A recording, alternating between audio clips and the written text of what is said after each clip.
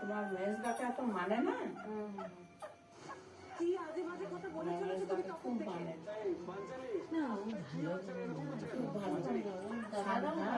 ওদের ফ্যামিলিটা সব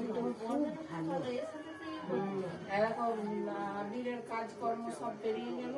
তোমার দাদা যে বলে দিয়েছে যে তুমি এই আমাদের এদিকে খাবে থাকবে, তোমাকে খাওয়া দাওয়া কোনো খরচা দেওয়ার দরকার নেই, তুমি তোমার ছেলের দেখো, ছেলেকে পড়াশুনো স্কুল টিউশনে কি করবে।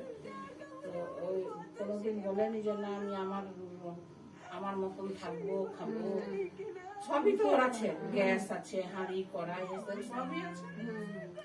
ওই যে দাদা বলেছে ওইটা শুনে চুপ করে আছে।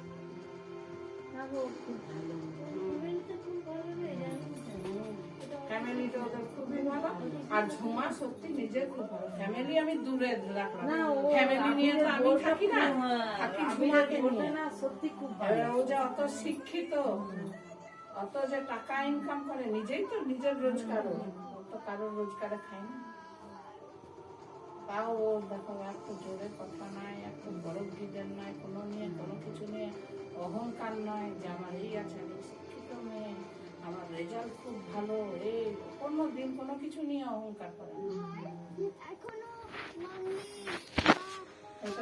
6 মাসের ছেলে রেখে রেখে অফিস চলে গেছে, আমরাই তো মানুষ করেছি। আবির কি করতো, কোলে নিয়ে বগলে ঘুরে বেড়াতো, পায়খানা করানো, ছোচানো, চান করানো, খাওয়ানো, টাইমে ঘুম পাড়ানো, ওগুলো তো সে আমরাই করেছি।